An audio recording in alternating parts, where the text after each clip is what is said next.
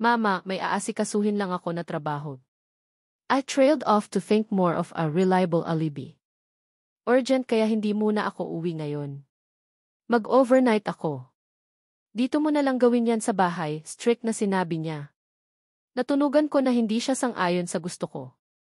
I bit the lower lip. I looked at Alaric who was now preparing for us to go to his condo. Naramdaman niya sigurong nakatingin ako sa kanya, kaya tumingin din siya sa akin, nakataas ang kilay. Sinimangutan ko siya. Hindi kasi pwedeng gawin sa bahay. Ngayon lang naman, Marna. I heard her sigh, probably stressed because she has to decide about it. Wala si Papa kaya lahat ng decision ay sa kanya manggagaling. I know I am an adult now and I should be deciding for myself, but it's not the case sometimes. This one, kung hindi ako magpaalam, she will be worried and don't want that to happen. Sino ang kasama mo? Pakausap ako sa kanila, stress na nga niyang sinabi. Agad akong kinabahan. Ang hirap naman kasi itong ipinapagawa ni Alaric. Mama, I am an adult now. Nakakahiya na kailangan mo pang kausapin ang mga kasama ko dahil lang sa overnight. Baka pagtawanan nila ako. Kunwari ay offended kong sinabi. Marami pang sinabi si Mama pero sa huli napapayag ko din siya. She even want me to have the video call para lang makita ang mga kasama ko kahit wag na silang kausapin mabuti at nakalusot ako. Matapos kong magpaalam ay saktong natapos na din si Alaric kaya agad din kaming umalis. Wala nang tao sa department namin at kahit sa ibang department. May iilan lang kaming nakita na nag-overnight din pero hindi karamihan. Kalaunan ay nakarating din kami sa condo tower kung saan siya nakatira. I expected his condo to be big, but was still shocked when I saw he had the penthouse. Namamangha ako habang sinusuyod ng mata ang kabuuan ng condo niya. Kaya hindi ko na malaya na naghubad na pala si Alaric ng shirt. Tumambad sa akin ang katawan niyang matigas at puno ng muscles. His down ebbs make me squirm and swallow. Hinubad niya ang ipinasuot niya sa aking suit niya. He ruined the buttons of his dress shirt kaya kinailangan ko ng suit niya. Sa ilalim ng suit niya ay ang bra ko lang kaya agad akong nahiya nang ipahubad niya sa akin yon. Alaric, inis kong sinabi. Dinakma niya kasi ang isang boobs ko. He raised a brow. What? We were here because we are not done yet. I am not satisfied with taking you once. I want more of you, Serafina, he whispered sensually. Pinalandas niya ang daliri niya sa balikat ko pababa sa dibdib ko. I then felt his other hand on his back, unhooking the bra. Kaya hindi rin nagtagal ay nalaglag ang bra ko, making me half naked just like him. I gasped when he touched the boobs, massaging it like his toy. Napahawak ako sa balikat niya dahil bigla ding nanghina ang tuhod ko. Yeh, but I am sore, wala sa sariling sinabi ko. Didn't recognize in voice. Para akong nililiyaban na kung ano. Hindi ako pinansin ni Alaric. He proceeded to take his time eating and sucking the breast. Ang isang kamay ay minamasahe ang kabila. Oh, I moaned. Kapit na kapit ako sa balikat niya, nawawala na din sa sarili. Hindi rin nagtagal ay hinawakan niya ang pang-upo ko at ipinalibot niya ang 20 ko sa kanya. Dinalam niya ako sa kwarto niya habang hinahalikan ako ng marahas. He was sucking my lips harshly and I couldn't help but to kiss him too. Pero hindi ko mapantayan ang mga halik niya. I am new to this and his kiss is probably lusty compared to his. Naramdaman kong tumama ang likod ko sa malambot na kama niya. Kinakapos ulit ako ng hininga dahil sa tagal niyang humalik. A body fight to have oxygen again kaya itinulak ko siya para makahinga ako. But he didn't budge, he still kissed me and in my head started to get hazy. Ilang minuto pa siyang humalik bago niya ako pinahinga. Nang habol ako ng hangin nang iwan niya ang lab ko'y. He was breathing hard pero hindi kagaya sa akin na ikakamatay ko pa siguro. He just smirked seeing me inhaling deeply. Bumaba ang halik niya sa lig ko. Pero naramdaman ko din ang unti-unti niyang pagbaba sa suot kong skirt pati ang undis ko. That while still making me crazy because of his kisses. Nang dumating ang halik niya sa dibdib ko, wala na akong suot kahit na isang saplot. Nasa pagitan ko na siya at nararamdaman ko ang alaga niyang tayong-tayo despite his pants still on. Nasa pagitan na siya ng hita ko at ang kamay niya ay lumalabas pasok ulit sa pagkababae ko. Alarixi. Hiyaw ko nang maramdaman kong lalabasan ako. At hindi nga rin nagtagal ay pumutok ito. I felt it flow out. Tumayo si Alaric nang labasan ako. Nanghihina pa ang hita ko dahil sa ginawa niya nang makita kong hinubad din niya ang lahat ng saplot niya. He didn't wait any second. The moment he was naked, agad siyang pumwesto sa pagitan ko.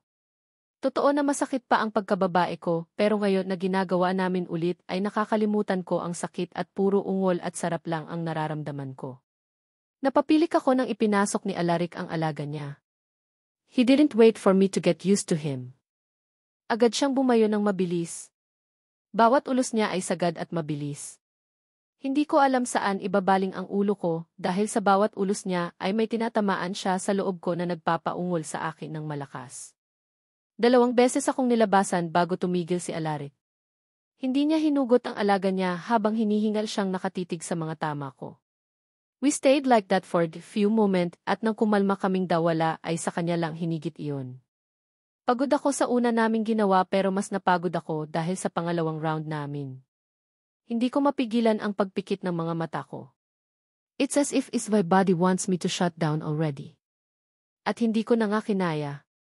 Nakatulog din ako ng ilang minuto lang ang lumipas. Hindi ko alam ilang oras akong tulog. Naalipungatan lang ako nang maramdaman kong may humahawak sa noo ko. Kahit ayaw ko ay inimulat ko ang mata ko. Alaric smiled. Wake up. You need to eat dinner, mababa at kalmado niyang sinabi. I whined. Mamaya na. Inaantok pa ako. Ipinikit ko ulit ang mata ko para matulog pero naramdaman ko ulit ang kamay niya sa noo ko, waking me up. Alaric naman iritado kong sabi. He chuckled. As much as I don't want to wake you up, I don't want you to skip dinner too. Kahit kunti ay kumain ka. Hindi niya ako nilubayan kaya wala akong nagawa. Inis akong umupo sa kama. Narealize ko na naka-shirt na ako ng puti. Malaki siya sa akin pero komportable naman. He probably cleaned me after fell asleep. Sinusubuan niya ako dahil inis ako na kinailangan niya akong gisingin. Mama wouldn't even bother waking me up when I told her, don't want to eat dinner, pero iba itong lalaking to ayaw akong tantanan. Iritado kong minunguya ang pagkain. Nakailang subo ako nang umayaw na ako. He just sighed and let me sleep. Hindi ko alam ilang oras ulit akong tulog. Nang magising ako ay maganda na ang pakiramdam ko. Though my body still aches for what happened and I still feel sore down there but nonetheless I have a good sleep. Namumungay ang mata kong idinilat ang mata ko. Agad kong nakita si Alaric na nakaupo sa gilid ng kama. Nakasandal siya sa headrest at may hawak na libro. Nagbabasa siya. Nakaputing v-neck t-shirt siya at nakapantalon. Good afternoon, bati niya nang hindi man lang ako tinitignan. Kumurap-kurap ako dahil sa narinig. Binalingan ko ang nakita kong digital clock malapit sa kama niya at agad nanlaki ang mata nang makitang 1:30. Agad akong umupo. Dang it! Bakit hindi mo ako ginising? Mataas na boses kong baling sa kanya. He smirked. You were sleeping peacefully, Serafina. How could I do that to you? He said playfully. Ibinaba niya ang binabasa niya at itinuon ang atensyon sa akin. You woke me up last night just because of dinner. Ngayon ay hindi mo ginawa na importante. I need to work. Nagsisimula na akong mainis. Calm down. Stop worrying about your work. Natunugan ko na nag-enjoy pa siya dahil naiinis akong hindi niya ako ginising. Hindi ka rin pumasok, tanong ko. Kasi nandito siya so, he didn't also work. He shook his head. I couldn't leave you. Sumimangot ako. Kaltas na naman to sa sweldo ko.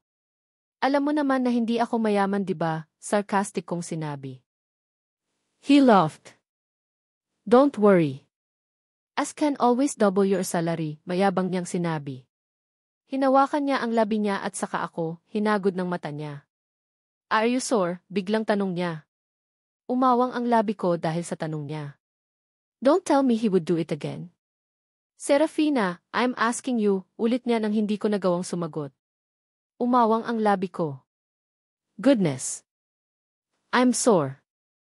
Don't even think of disturbing everybody. Agad kong itinaklob ang kumot sa buong katawan ko. Narinig kong nagpawala siya ng tawa, halatang nag-enjoy dahil sa panunukso niya sa akin. Ilang minuto akong nakataklob. Hindi na niya ako ginambala at baka nagbasa siya ulit. Nasa tabi ko naman siya at wala siyang kibo, kaya baka nga nagbabasa siya ulit. I'm hungry, T. Kalaunan ay sinabi ko dahil nakaramdam ako ng gutom. That's why you should wake up now so we can eat downstairs. Umirap ako sa kawalan. Dito na. Ayaw kong tumayo. Dalhin mo dito ang pagkain. I heard him scoff. I'm not supposed to be bossed around, Serafina. Pero kasi Alaric, pinagod mo ako. My body aches and I don't have energy left in me. The least you can do is to get me food and make sure I eat properly now. Naramdaman kong tumayo siya. Nakataklob pa ako kaya hindi ko nakita ang itsura niya. Nang marinig kong bumukas ang pintuan agad kong tinanggal ang kumot sa katawan ko. The sight of his room welcomed me. The wall is painted in white, but the design and other things are all black. Nakita ko din na pati ang kumot at ang mga bedsheet ay itim din. Malawak ang kwarto na hindi ko na ipinagtaka. May nakita akong isang pintuan. I just hope it's his bathroom dahil naihi ako. Nang lumakad ako ay may naramdaman akong sakit sa ibaba ko pero bearable naman. I was thankful when opened the door and it revealed to me his big bathroom. Everything about Alaric is black. Pati dito sa bathroom niya ay may mga itim din na babasagin. It's as if he only know black and there's no other color that exists. Matapos kong umihi ay naghilamos ako. Binuksan ko ang mga kabinet na nakita ko at may nakita akong spare toothbrush. Ginamit ko yon bago lumabas. Nakangisi si Alaric nang makita niyang lumabas ako at lumalapit sa kanya. Nasa side table na ang tray kung nasaan ang pagkain ko. Dumilim ang mata niya at binasa, ang labing papalapit na ako. Iniwas ko lang ang mata ko. Agad akong umupo sa gilid ng kama at kumuha ng pagkain. Iniiwasan na tingnan siya dahil kinakabahan na baka may mangyari na naman. Masakit pa ang ibaba ko. I can't let him take me again. Wala kang meeting ngayon, tanong ko nang umiinom na ako, tapos na kumain. I can always cancel the meetings, Serafina. Eh di ikaw na. Umirap ako sa kawalan. Where's the clothes? Tanong ko nang hindi ko ito makita. I need it, T. You can just wear it in my shirt. It suits you. I rolled in my eyes at him. Hindi kasi pwede. Kailangan ko ang damit ko kasi magtataka si Mama kung kaninong damit ang suot ko kapag nakita niyang panlalaki ang suot ko. Who said you can go home? Yes, did. Panunuyan niya. Napaawang ang labi ko. What do you mean? Kailangan kong umuwi. Itatakwil ako ni Mama kung hindi ako uwi. Kinakabahan kong sinabi. He raised a brow at me. Don't care. You can always live with me. Alaric, napataas na boses kong tawag sa kanya. Para kasing totoong ayaw niya akong pauwiin. Tell me, Gilles, did you meet that man again? Nanliit ang mata niya habang nakapako niya ako sa kama. Nasa ibabaw ko siya at sakop niya ang dalawang kamay ko. Ipinako sa unahan ng ulo ko. Malapit ang mukha niya sa akin at nararamdaman ko ang hininga niya habang nagsasalita siya. He was teasing me earlier na hindi daw niya ako papauwiin hanggang sa naalala niya kung bakit ako kumain kasama si Magnus. Kaya nakapako ako ngayon sa kama niya at ini-interrogate ako. Alaric, let me go. I tried to wiggle him out pero who am I kidding? Masyado siyang malakas kaisa sa akin. He smirked. Stop fighting and be a good girl. Elif, did you meet him? Then, natunugan ko ang panunuya sa tono niya. Isa side. Hindi ko gustong umamin na dahil kay Annalise kaya ako sumama kay Magnus pero know that Alaric will forever pin me in his bed if didn't tell him. Napilitan akong umamin. I just think that it's unfair. Where can't I go with Magnus when you have Annalise? I trailed off and licked my lips to stop the embarrassment. Well, I thought Annalise is your girlfriend so naisip ko na wala kang karapatan na pagbawalan ako kung may babae ka naman pala. So his name is Magnus ha, iritado niyang sinabi. Umirap ako. Hindi maintindihan kung ano pa ang ikinagagalit niya. Is he really jealous? Kaya lang ay nawala rin ang katinuan ko nang maramdaman ko ang labi niya sa labi ko. This time though, hindi na marahas kagaya kahapon na kinagat-kagat pa niya kaya nagkasugat. This time, it was gentle and it's as if inaalo niya ako dahil naging marahas siya kahapon. Umuwi ako ng alas 6 ng gabi. Bago na ang suot ko dahil nasira nga naman ang suot ko kahapon. Nagpabili siya sa isang tauhan niya ng isusuot ka bago niya ako pinauwi. Wala namang napansin si mama nang makauwi ako. Dinatnan ko silang kumakain na ng hapunan. Kumain ka na dito, sita ni mama nang makita niyang pumapanhik na ako sa taas. Magpapalit lang ako, mama. Ang lagkit ko, kunwari kong sinabi. Hindi naman talaga dahil galing ako sa di-aircon na kondo at nagtaksi ako pauwi. Walang pawis na dumapo sa katawan ko. The next day, maaga akong pumasok. Para sana maiwasan ang pagtatanong ni Sara at Lina. Plano ko na abalahin ang sarili para kapag nakita nilang busy ako, ay hindi na nila ako tadtarin ang tanong. Pero hindi yon nangyari. Asa pa ako. Mamaya na yan. Maaga pa, kuyosong sabi ni Lina. Bakit hindi ka pumasok kahapon? I gritted my teeth. Nag-iisip na ako nang sasabihin ang dugtungan ni Sara ang tanong. Pati si Sir Alaric ay hindi rin pumasok kahapon. As I don't know with him. Hindi ako pumasok kasi. Pinutol ni Lina ang sasabihin ko.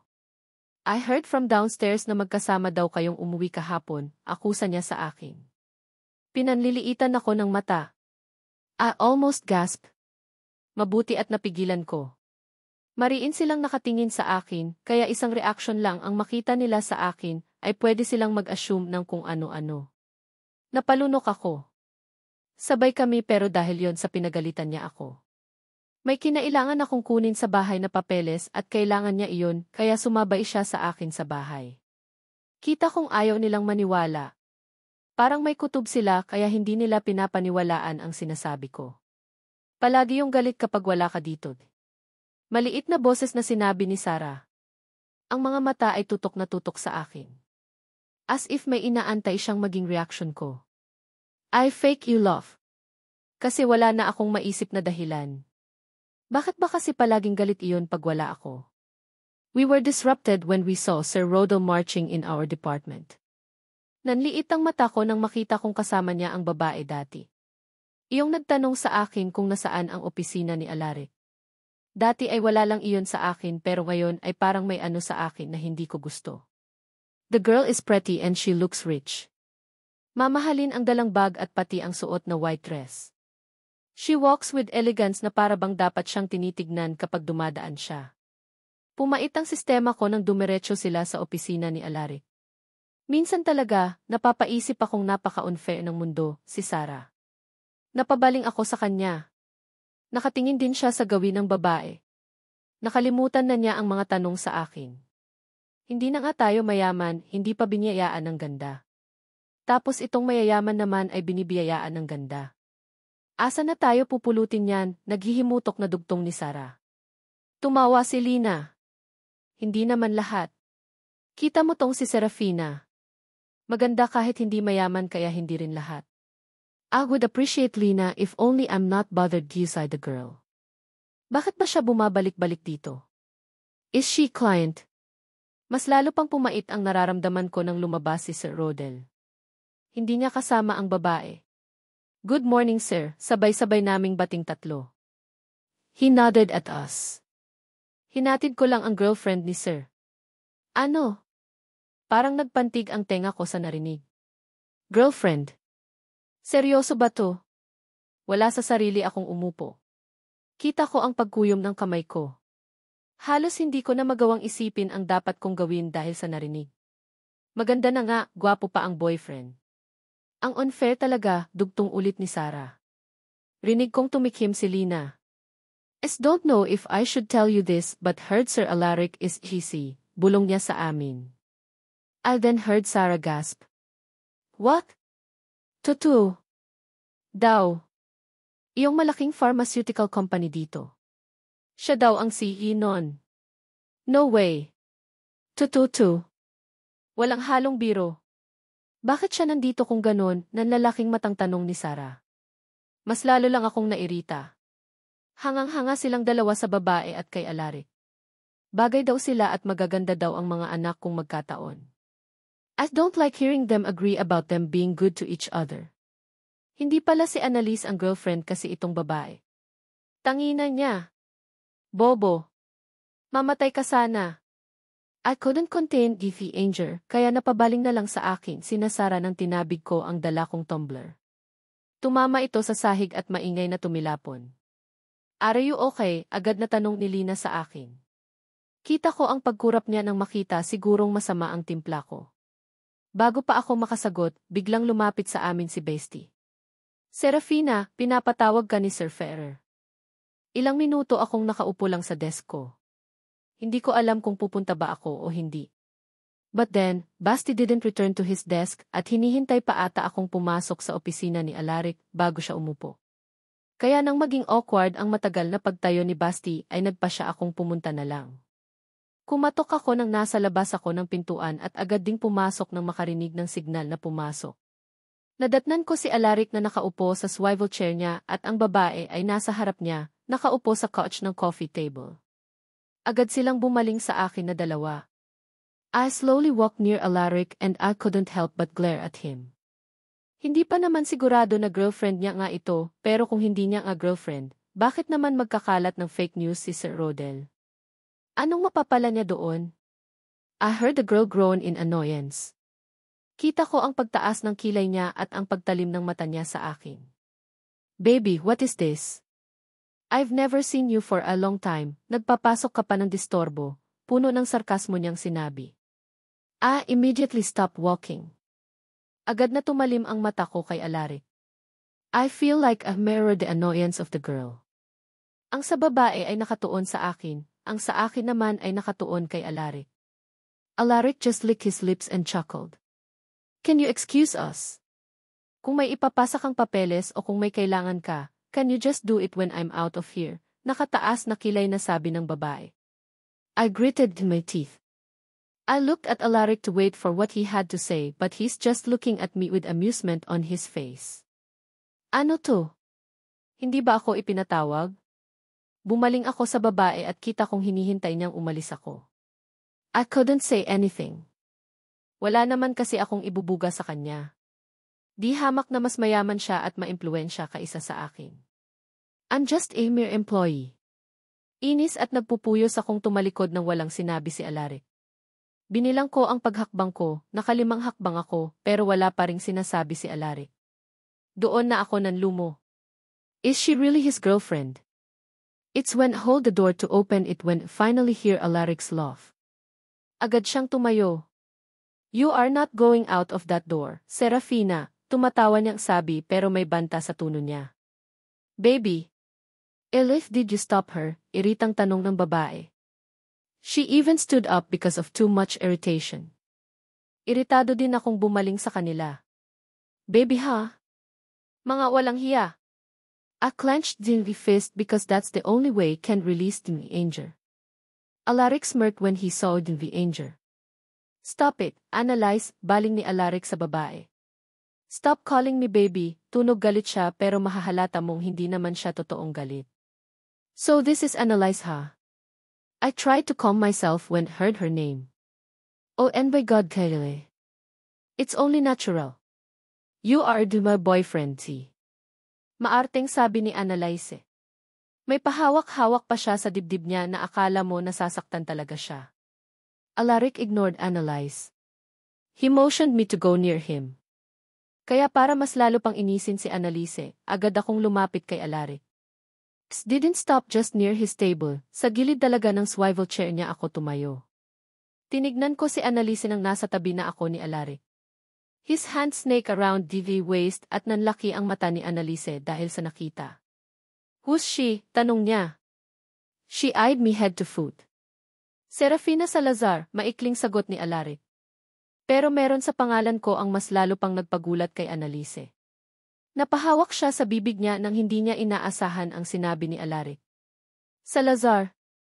The Salazar that tea. Hindi niya tinapos ang sasabihin niya. Kumurap-kurap siya at ilang segundong walang imik. She then pursed her lips when she realized something. It's part of your plan, tanong niya kalaunan kay Alaric. I hate it na pinag-uusapan nila ako pero wala akong maintindihan. Nagtatama ang mata nila at parang may ipinapahiwatig sila sa mga titig nila. Anong plan? And what within the name? Bakit nakakagulat ang pangalan ko? Sunod-sunod kong tanong, hindi ko na napigilan. Alaric sighed. No, analyze. This is Serafina Salazar. LY girlfriend. So stop calling me baby because she easily gets jealous, seryosong sabi ni Alaric. Analyze gasp. What? No way. Nasisiraan ka na ba ng bait? Of all girls, siya pa talaga? Sa isang Salazar pa, hindi makapaniwalang sabi ni Annalise. Hindi ko maintindihan. Bakit parang ang big deal sa babaeng to na isa akong Salazar? What is wrong with being Salazar? Alaric, you are the CEO of Helixion Pharma. Hindi ka bagay sa babaeng to. Natunugan ko ang inis doon. I couldn't understand why you transfer your office here when you have a nice and big office in your company. Only to know it's because of this. Analyze glared at me. Enough analyze. Do not tell me what to do, he said angrily. He loosened his tie out of frustration. Kung wala ka nang sasabihin, pwede ka nang umalis. Oh my God. Alaric, can you hear yourself? Pinapaalis mo ako na pinsan mo. For what? For that girl. Itinuro-turo pa niya ako. Analyze, malakas sa sigaw ni Alaric. Napaikta ko dahil sa gulat. Analyze immediately shut her mouth. Kumurap-kurap siya dahil sa pagsigaw ni Alaric. Galit din ako dahil sa mga insulto ni Annalise pero naglaho at nakalimutan ko bigla dahil sa galit ni Alaric. Parang gusto ko na lang nawala ako dito. Hindi na nagsalita si Annalise. Hindi na rin ako makakilos. I badly want to get out of the office. Ayaw ko na sa akin mabuntong ang galit ni Alaric. Dang it. I have enough of that. I've experienced how he made me feel so useless and low when he's mad at me. Ayaw ko nang maulit ang mga yon. Kalaunan ay kinuha ni Annalise ang purse niya. Galit siyang tumitig sa akin bago tumalikod at umalis. She didn't even say a word. Akala ko aalis na talaga siya ng tuluyan nang makita kong hinawakan na niya ang pintuan. Pero tumigil siya bago niya yon itinulak. Bumaling siya sa amin. Just remember, you are fairer and she is Salazar. Natulala ako ng ilang sandali bago ako natauhan. Wala na sa opisina si Annalise at naiwan kami ni Alaric. I heard him take deep sigh. Anong ibig niyang sabihin? What's wrong with being fairer and Salazar? Tanong ko dahil hindi ko maintindihan. Tumatak sa utak ko ang mga sinabi ni Annalise. Naisisi si Alaric pero mahuhulog lang sa isang Salazar. Sa akin. Don't mind her. Natunugan ko ang irita sa boses ni Alaric. I know I should shut up. Hindi maganda ang mood niya at hindi siya magandang kausap kapag galit. But really want to know what that means. What does Annalise mean with her last statement? No, tell me. Bakit siya galit sa akin? Bakit galit siya na isa akong Salazar? I could hear the desperation in his voice. Serafina, mataas na boses niyang tawag sa pangalan ko. It was cold and commanding. Parang nagpapahiwatig na tumigil ako sa kakatanong. Natuptap ko ang labi ko. Alam ko naman na ganito siya kapag galit. Hindi lang ako sanay. Hindi ako masanay-sanay kahit maraming beses naman niya akong nataasan ng boses. It sometimes breaks the heart lalo ngayon na napapalapit ang loob ko sa kanya. Tumuwo ako at bumagsak ang balikat. Damn, rinig kong mura niya. Napasinghap ako nang maramdaman kong hinigit niya ang bewang ko at pinaupo ako sa kandungan niya. Agad na pumalupot ang dalawang kamay niya sa bewang ko at dumapo ang baba niya sa gilid ng liig ko. Don't mind what Annalise said. She's speaking nonsense, kalmado niyang bulong sa akin. Nanatili akong tikom kaya nagsalita ulit siya. Do you understand me, Serafina? Yee. Maikli kong sagot, I then heard him chuckle. Then what is the problem? What's making you upset? I rolled in my eyes. You! Hindi ako masanay-sanay kapag tinataasan mo ako ng boses. Buti sana kung nakikipag-away ako sa'yo kasi matatanggap ko pa yon. Nagtatanong lang ako kasi naguguluhan ako pero sasagutin ako ng ganong tono. I trailed off to sigh defeatedly. I'm not used to it. I've never talked to someone like that. I'm sorry, T. Bulong niya. Naramdaman kong hinalikan niya ang leeg ko. Napaawang ang labi ko. At sinabi ko ang hinanakit ko pero hindi ko inaasahan na magsusorry siya. He is not the type to say sorry. Ilang minuto niya akong pinaupo sa kandungan niya, ayaw akong paalisin hanggang hindi gumagaan ang loob ko. Bakit mo sinabing girlfriend mo ako? Kalaunan ay tanong ko. Kumalma na ang puso at okay na ulit ang damdamin. Nasa kandungan niya pa rin ako habang may ginagawa siya sa laptop niya, pinapanood ko. Because you are my girlfriend, Serafina. Tumawa ako. Wow! Hindi na pala uso ngayon na dapat ipaalam muna sa akin na girlfriend mo pala ako bago mo ipakala. Paano kung hindi kita gusto? And what? Iyong lalaki mo ang gusto mo. Tinigil niya ang ginagawa niya at agad na nairita. Agad akong napairap. I just said na paano pala kung hindi kita gusto. At wala akong lalaki. Hindi ko lalaki si Magnus. He laughed humorlessly. Siguraduhin mo. The moment I saw you again with that man now that you are my girlfriend, T. Hindi nga lang niya tinapos ang sasabihin niya. He always threatened me, that also know about him. He threatened me before that he would fire me, but when it didn't work because I'm not scared to be fired, ginamit niya ang pamilya ko. May kutob ako kung bakit. Analyze mentioned Alaric's plan. He was evil before until he changed. And I think it has something to do with our surname. Na-Ferrer siya at Salazar ako. Bakit ka ipinatawag ni Sir? Agad na usisan ni Nalina at Sara nang lumabas ako. Nakita naming galit yung girlfriend ni Sir nang umalis siya. Balak ko sanang batiin pero umurong ang dila ko nang makita kong galit siya, ani Lina. Naghihintay siya sa sasabihin ko. Nag-iwas ako ng tingin at ibinaling ang mata sa papeles na nakalagay sa desk ko. Nag-away sila eh. May ipinapabasa sa akin si Sir kaya natagalan ako sa loob. Anong pinag-aawayan? Naku pati pala mayaman ay may pag-aaway pa rin na nangyayari si Sara. Halatang kuryosong-kuryoso sa pinag-awayan ni Annalise at Alaric. Bumaling ako sa kanila at umiling. Hindi ko magets. Family problem siguro. May kaaway atang pamilya. I sighed. Seriously, I couldn't get them. Naniwala din sila nang sinabi kong family problem. Agad kaming nagtrabaho matapos ang usapan. It was lunch break when received text from Alaric. Alaric, I have a meeting in the headquarters. Nakita ko siyang lumabas ng alauna. May katawagan siya at nagmamadali. Hindi na siya nakabalik hanggang sa uwian. Pagod akong dumating sa bahay. Wala namang medyo ganap sa opisina pero dahil sa marami akong iniisip ay para akong maraming ginawa. Mama, anong pamilya ba ang nakaaway ni Lolo kaya tayo naghirap? Tanong ko. Nasa hapag kami at kumakain ng hapunan. Natigilan si Mama sa pagsubo at agad na tumalim ang mata sa akin. Didn't tell you to never concern yourself with that.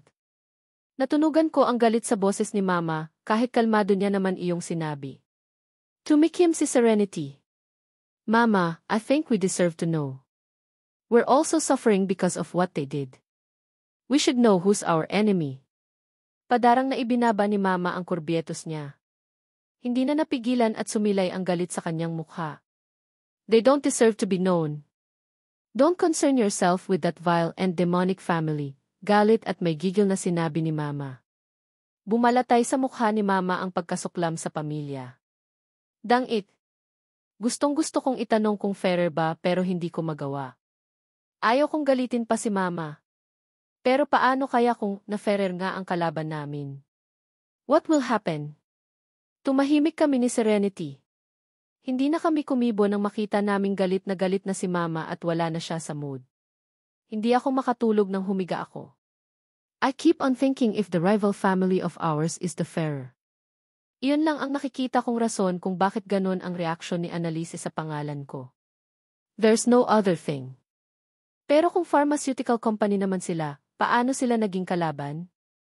We were on the logistics side. Is the problem about the business or may ibang dahilan pa ba? Kinaumagahan ay maaga akong gumising.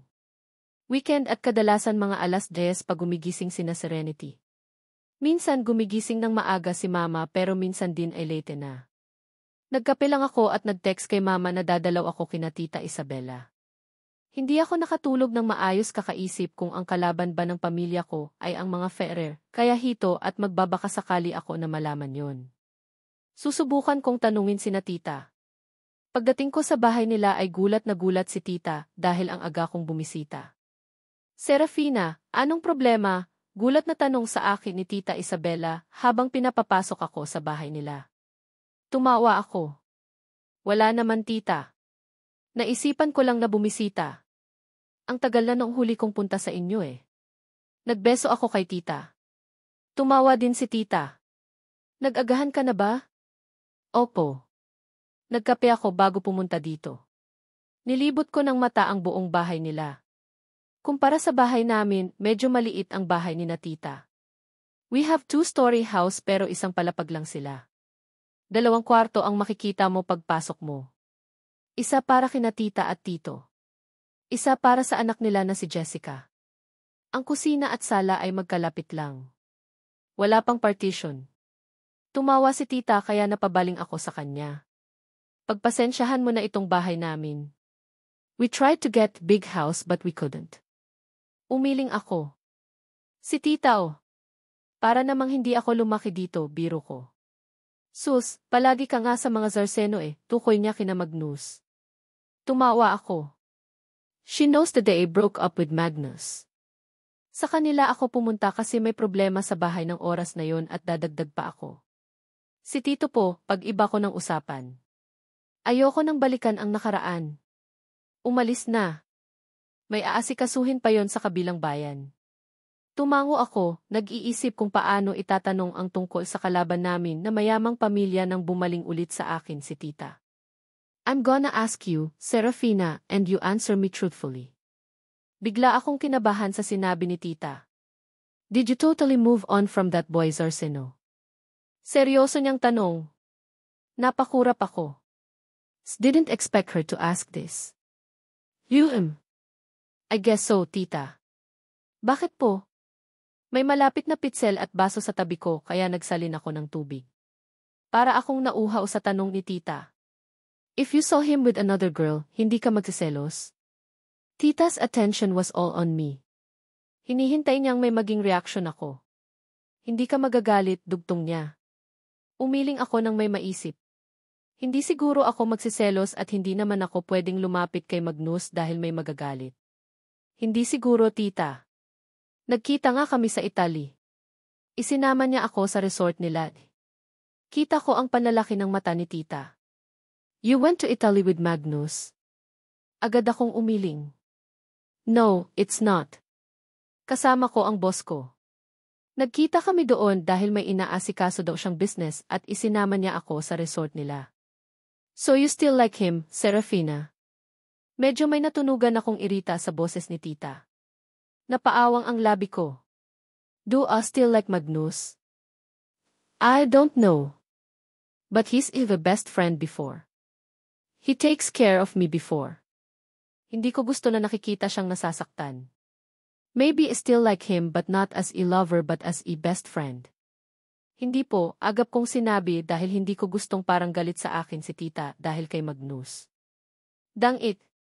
Paano ko ba itatanong ang tungkol sa kalabang pamilya? Bakit si Magnus ang naging usapan namin? There was an awkward silence when Tita didn't speak after told her, don't like Magnus. Para siyang nahimasmasan at bumalik sa ulirat. She looked guilty all of a sudden. Pasensya na, Serafina. To tell you honestly, Hija. Lumapit siya sa kinaupuan ko at hinawakan ang kamay ko. Gusto ko sanang mapalapit si Jessica kay Magnus. I saw how he treated you nicely. Mabait din ang pamilya niya sa inyo. Tumutulong kapag nangangailangan kayo. Tita smiled weakly at me.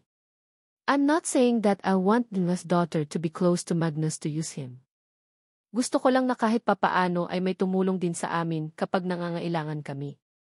Bahagyang napaawang ang labi ko. Tita, naging close lang naman kami ni Magnus kasi best friend ni Papa ang papa ni Magnus. It doesn't matter. So long as you move on already. Don't be mad when you see Jessica with him. Hindi ko nagawang magsalita. Hindi ko nagawang itanong ang tungkol sa sadya ko. Hindi ako makapaniwala na ganito ang naging usapan namin ni Tita.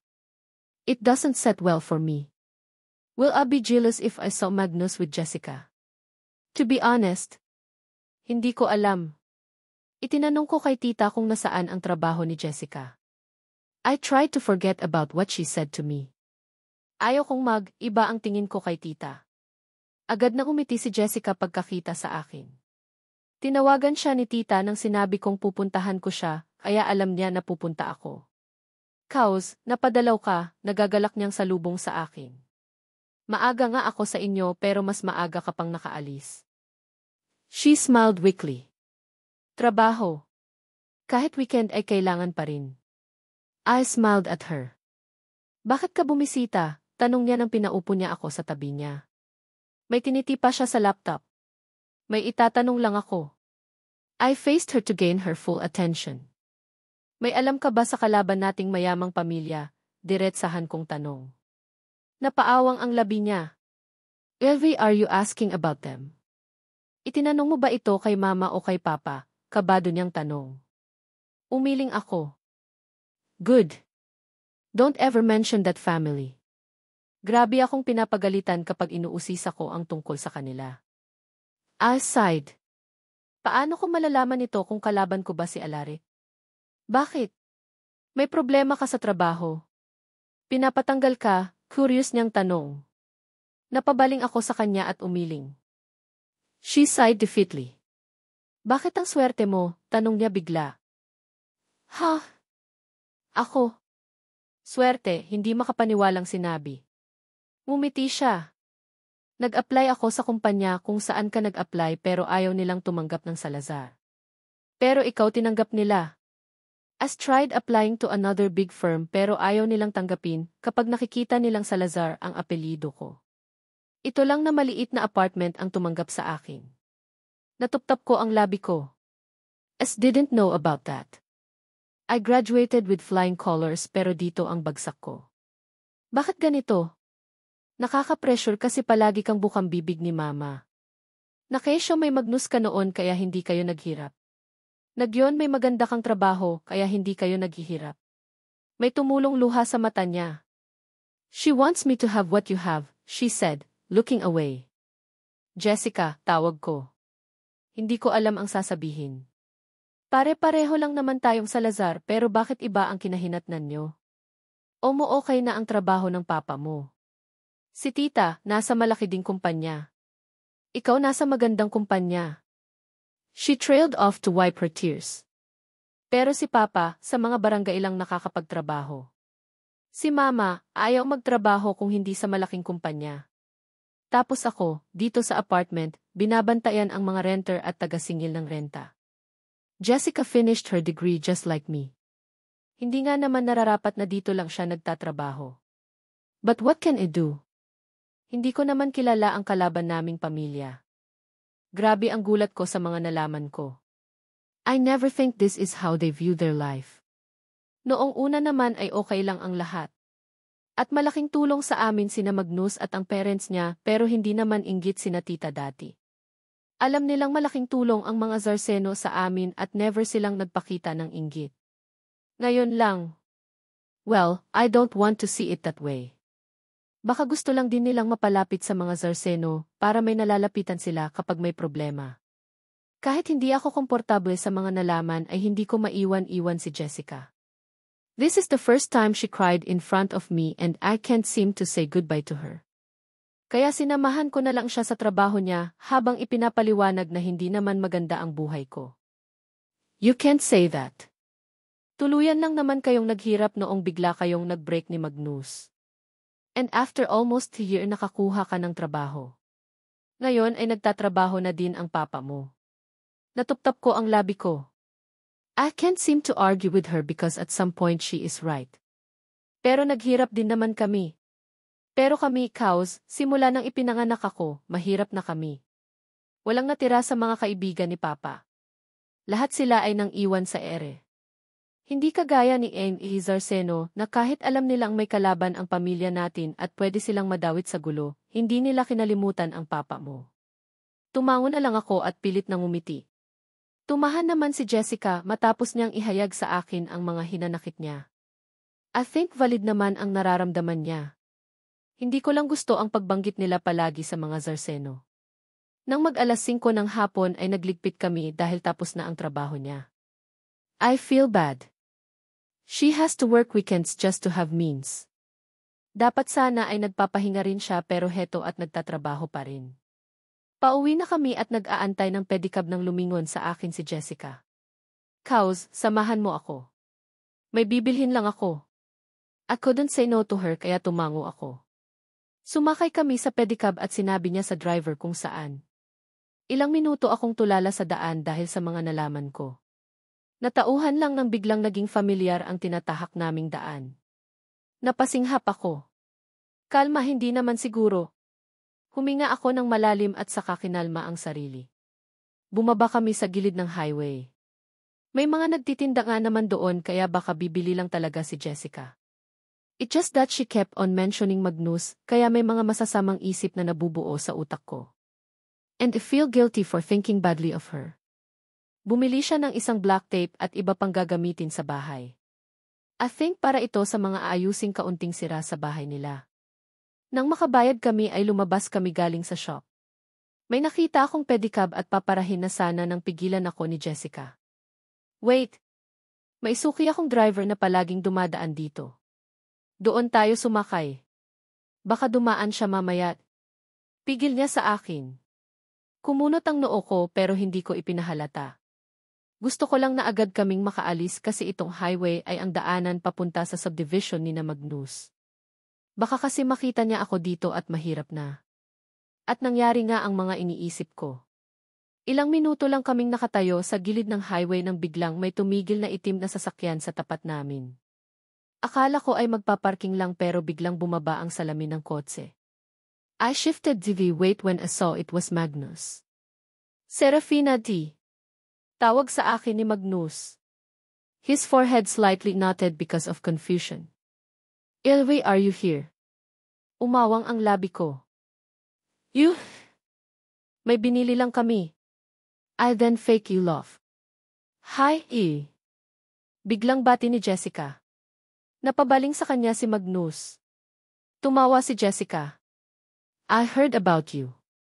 You are Dev's cousin's ex-boyfriend, Magnus, right? Para akong binuhusan ng malamig na tubig nang marinig ko ang sinabi ni Jessica. Totoo naman na ex ko si Magnus pero I don't think it's necessary to mention that. Magnus nodded. Nag-iwas siya ng tingin bako ibinaling ang mata sa akin. I'm Jessica Giusa the way. Pinsan ni Serafina, pakilala niya kaya napatingin ulit si Magnus sa kanya. Magnus nodded. Bumaling ulit siya sa akin. Gusto niyong sumama sa bahay, alok niya sa amin pero sa akin naman nakatingin. No. Umalis ka na lang. Yan ang gusto kong sabihin pero hindi ko magawa. Jessica giggled. Pwede ba? Wala naman na kaming pupuntahan ni Serafina. I felt Jessica tug me to say something. And she clearly wants me to say yes. Yung nakakahiya. Trailed off naramdaman ko din nagdiin ng kamay ni Jessica sa kamay ko. Pero kung okay lang sa'yo, pwede naman kaming sumama. Magnus smirked and he immediately went out of his car. Agad niyang binksan ang passenger seat. Maglalakad na sana ako para sumakay nang maunahan ako ni Jessica. Ako na dito sa unahan para hindi awkward sa inyong dalawa. Bahagyang napaawang ang labi ko. Nagkatinginan kami ni Magnus pero wala naman siyang sinabi. He closed the door when Jessica settled in. Pinagbuksan niya ako sa likod. Hindi ko naiwasang sumimangot ng paupo ako sa likod. Hindi naman sa ayaw ko dito sa likod pero I used to sit in front. Tahimik ako sa daan. Ganon din si Magnus. Jessica on the other hand keeps on saying something. Palagi sa inyo si Serafina dati pa, di ba? Tanong ni Jessica kay Magnus. Yee. Magnus trailed off to let out his laugh. Our home is practically her second home. Nagtama ang mata namin ni Magnus sa rear mirror at kita kong nakangiti siya. Timikim naman si Jessica, kaya napatingin ako sa kanya. Palagi akong may binibili sa highway papunta sa inyo pero ngayon lang kita nakita na dumaan. Jessica then laughed. I have deal with condo. Minsan lang ako umuuwi sa amin, sagot ni Magnus. Nanahimik na lang ako ng tuluyan nang si Jessica lang ang nagsasalita. Marami siyang tanong kay Magnus at kapag nalilihis sa akin ang usapan, aagapan niyang mawala sa akin para hindi na ako makapagsalita. I don't know if she intentionally does that, but that's what happened during the drive. Sabay-sabay kaming bumaba nang dumating kami sa bahay ni na Magnus. It was still the same but noticed a little change. Papasok kami sa bahay nila nang maramdaman kong nag-vibrate ang cellphone ko. Natigilan ako sa paglalakad. Hindi ako napasin ni na Magnus at Jessica kaya nahuli ako. Pagkuha ko ng cellphone ko ay nakita kong tumatawag si Alaric. Damn! I completely forgot about the mission. Inaalam ko pala kung ang mga Ferrer ba ang kalaban ng pamilya ko. And I am here in Magnus' house. Ayaw niya akong nakikipagkita kay Magnus. Sinagot ko ang tawag nang makita kong pumasok sa loob sina Magnus. Hello, T. Bati ko. Ramdam ko ang paglakas ng kalabog ng dibdib ko dahil sa kaba. Where are you? You are not texting me back, mababang boses na tanong niya. I shifted. Nasa kinatita ako. Buong araw kong sinamahan ang pinsan ko sa trabaho niya, kaya hindi ko na-check ang cellphone ko. He sighed and I noticed the annoyance on it, but that shouldn't be the reason. You're forgetting about your boyfriend, Serafina. Umirap ako. Hindi naman kita kinalimutan ah. Really? No text. No good morning. No, I miss you. Really, you didn't forget.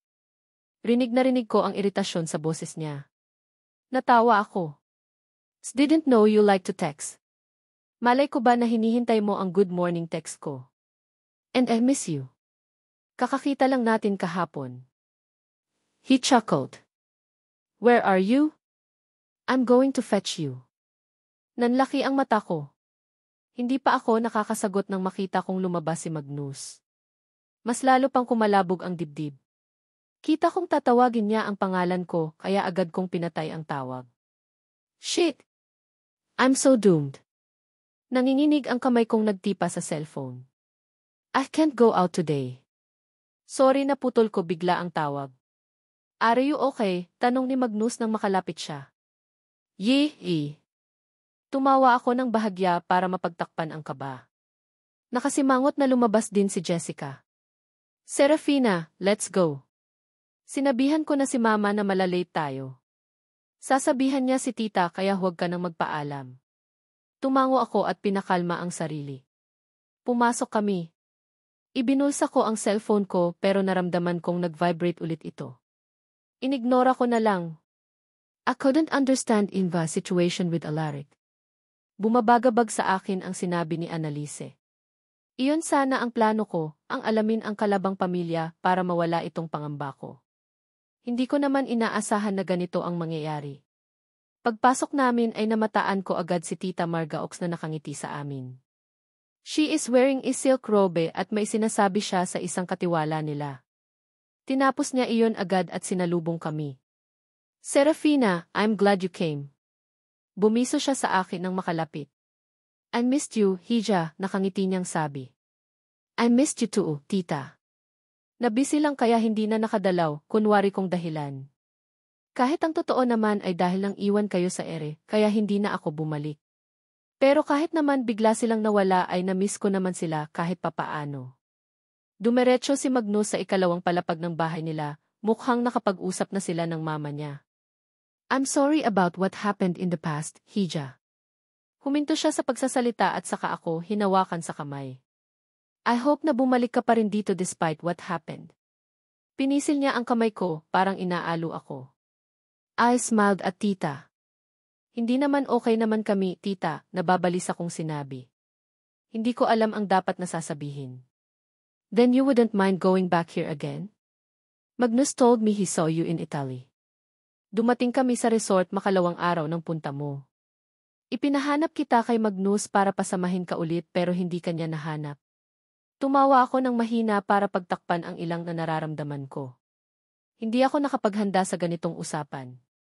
I mean they suddenly vanished at napilitan kaming kalimutan sila. Kaya hindi ko alam paano ko ba ito haharapin. Should I act like nothing happened? Tita, kasama ko ang boss ko sa Italy dahil sa isang trabaho. Nabusi ako kaya hindi ko na din nakita ulit si Magnus, alibi ko. Tita smiled at me. She's always been kind to me. Wala naman talaga silang kasalanan. Hindi nila obligasyon na tulungan kami. It's just that masakit pa rin namang maiwan sa ere. Lalo pat inaasahan namin ang tulong nila. But still I shouldn't make it a big deal. Umahon din naman kami kalaunan kaya okay na din na umalis sila para matuto kaming mamuhay ng walang inaasahan. Burmaling ako sa katabi ko at nakita kong tahimik lang si Jessica. Kanina pa siya nakikinig sa usapan namin ni tita. Napabaling din si tita sa kanya dahil sa paglingon ko. Boom! Tita, this is Jim's cousin. Jessica. Mumiti si Jessica at naglahad ng kamay. Jessica po. Tinanggap ni tita ang kamay niya. Nag-usap pa sila. Tinatanong ni tita kung sino sa mga Salazar ang magulang niya. And I was shocked when tita knew her mother. Dati daw silang schoolmates sa high school. Though hindi naman daw sila close. That simple conversation makes Jessica happy. At hindi na nga nalihis sa akin ang usapan.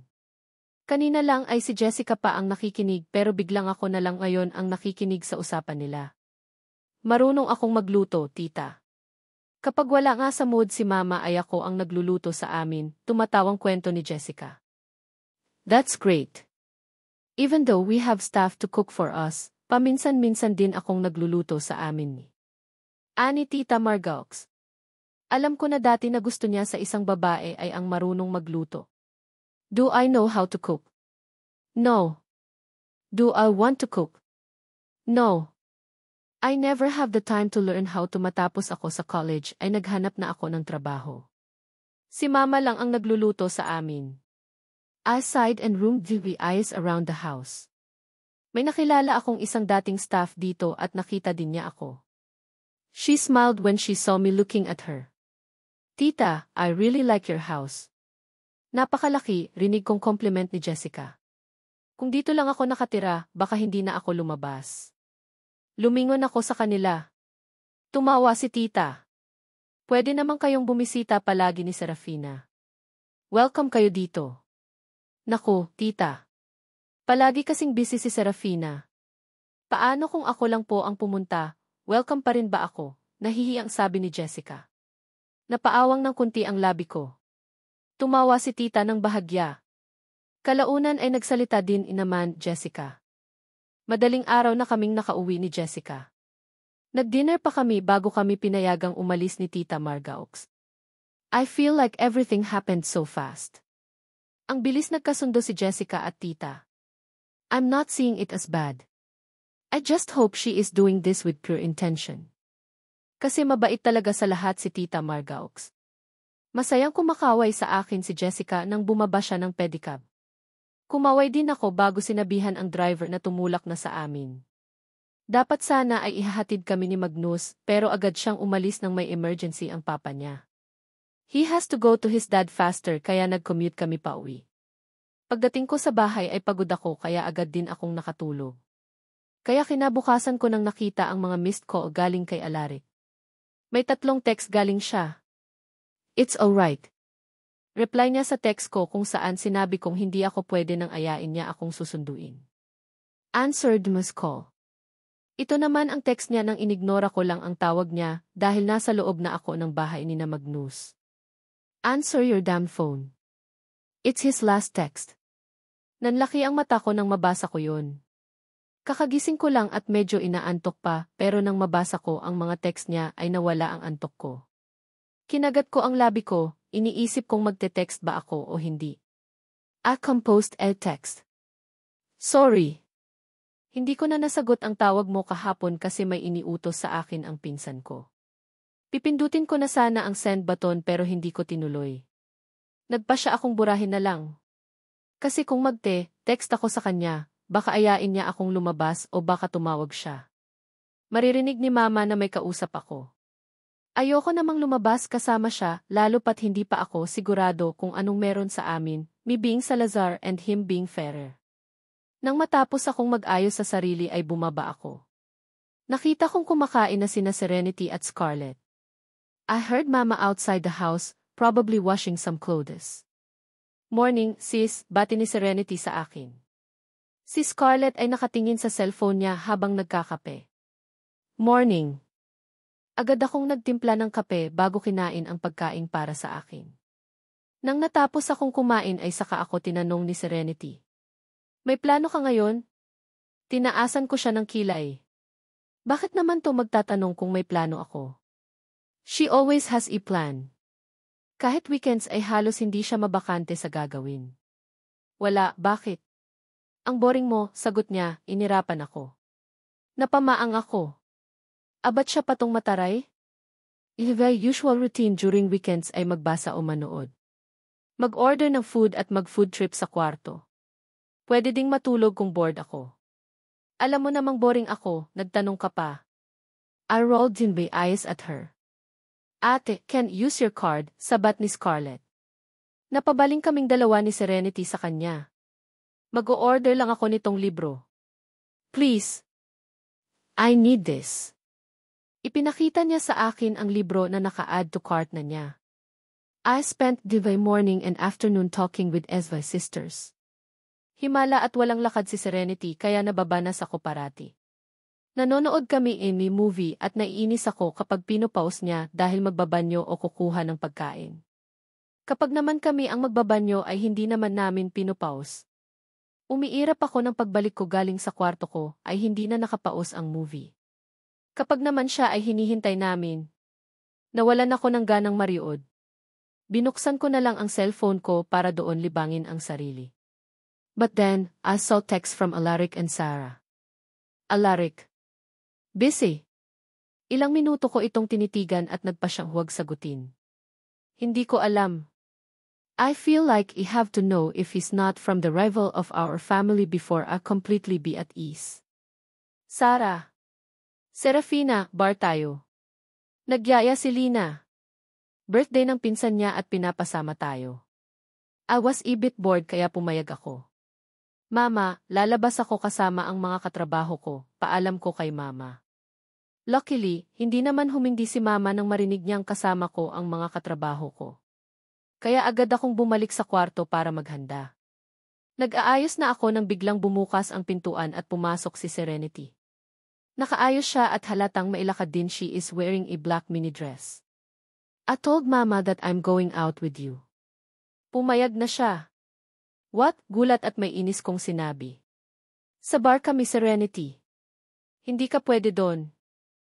She scoffed. Who said? I'm no longer a minor, 8. You just turned 19. You're still too young for this. Humalukip-kip siya at sumimangot. Whatever. Bilisan mo na lang. Pumayag na si mama kaya bakit hindi ikaw? I glared at her. Because I'm with Elf's colleague. Bakit ka sasama doon? Wala akong nagawa nang nagpumilit siyang sumama. One thing about Serenity is she is spontaneous. Parang allergic siya na wala siyang gala. Maraming tao nang dumating kami. We were welcomed by a blast of music and people who clearly were ready to party. Umirap ako kay Serenity nang marinig ko siyang humiyaw. Halatang excited dahil who wouldn't. We were at the Elixir Lounge, a high-end bar. May mga celebrity at socialite kang makikita dito. Didn't know you have such pretty sister, Serafina. Ang ganda naman ng lahi niyo, si Sarah habang papalapit kami sa kung nasaan si Lina at ang mga pinsan niya. Umismid ako. Tumawa si Serenity nang marinig niya ang sinabi ni Sarah. Thank you. You're pretty too, nakangiting balik ni Serenity ng compliment kay Sarah. Binati namin ang pinsan ni Lina nang marating namin ang table nila. The celebrant is a girl at halos babae din ang mga kasama namin kaya mabilis kaming nagkakasundo. I can't believe pati si Serenity ay mabilis na naging close ang mga pinsan ni Lina. Let's dance, guys, aya ng pinsan ni Lina sa amin. Natigilan ako sa pagkurot kay Serenity dahil sa pag-inom niya ng alak. Hindi ko na-enjoy ang party dahil panay-inom si Serenity and F don't like it. Mamaya na, pigil ng celebrant. She then motioned her lips upstairs. Look upstairs. I glared at Serenity before I looked upstairs. I have crush on that man, tukoy niya sa nakadungaw na lalaki. The guy has a serious face and he's handsome. Just as I looking at him, I know he's a socialite. Naghiyawan ang mga kasama namin pati ang kapatid ko. Lapitan mo na. We went here just so you can talk to him, nanunuksong sinabi ng pinsan ni Lina. Lahat kami ay naghiyawan ng pinuntahan ng celebrant ang lalaki sa taas. As much as wanted to see what will happen, naramdaman kong naihi ako. Don't you dare drink another glass. Lagot ka sa akin.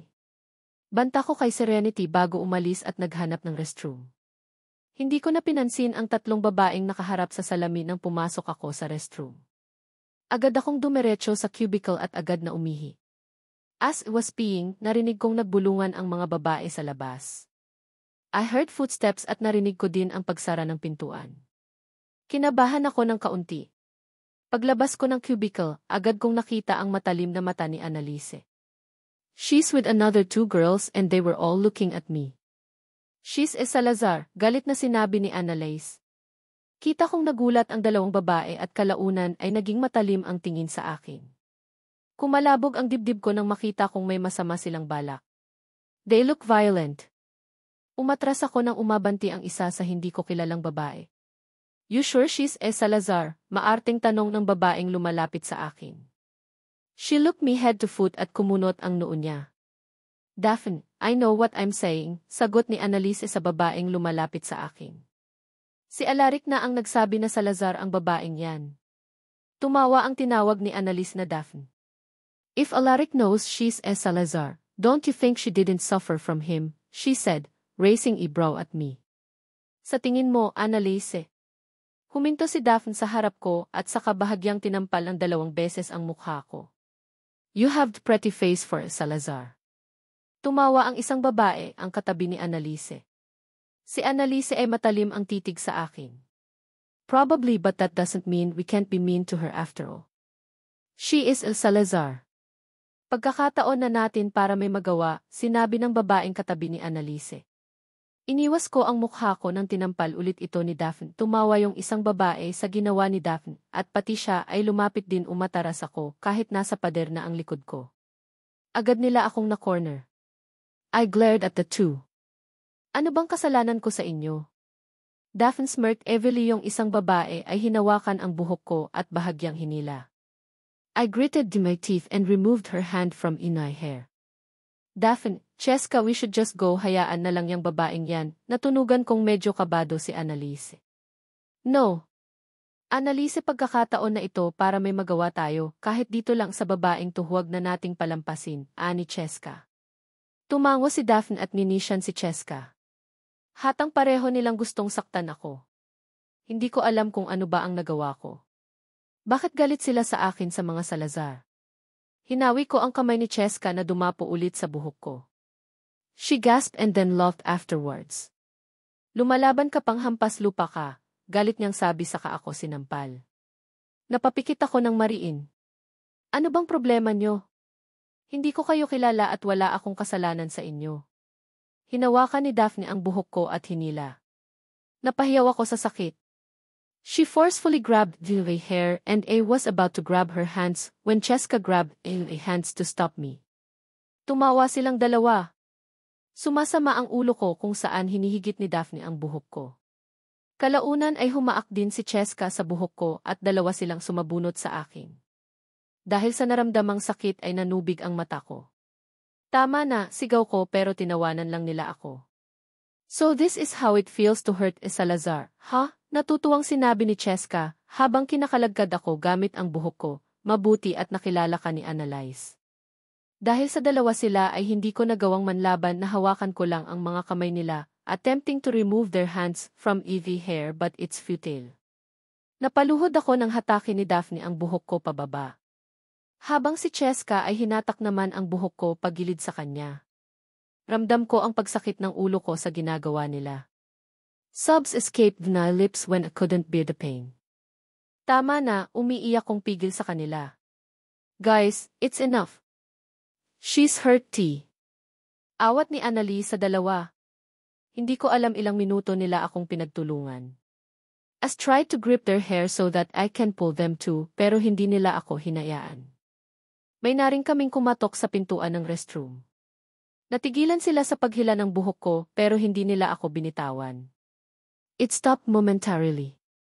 Akala ko ay umalis ang kumatok. Pero bigla itong bumukas ilang segundo ang lumipas. Ate, kanina pa T. Natigil ang dapat nasasabihin ni Serenity. I don't know how she got to open the door when knew it was locked. What the hell are you doing? Rinig kong galit na sigaw ni Serenity. She immediately attacked the two. Nakaluhod ako sa sahig pero narinig kong napahiyaw si Cheska. Nabitawan niya ako at medyo napalayo. Aray! Let go of my hair, sigaw ni Cheska. I can tell that she feels hurt. Daphne, tulong, rinig kong tawag niya kay Daphne. Medyo natunugan ko ang kaba sa boses niya. Natatarantang iniwan ako ni Daphne at lumapit kay Cheska na kinakalagkad ni Serenity gamit ang buhok niya. Agad kong inangat ang mata ko kay Serenity, scared that they both went to her.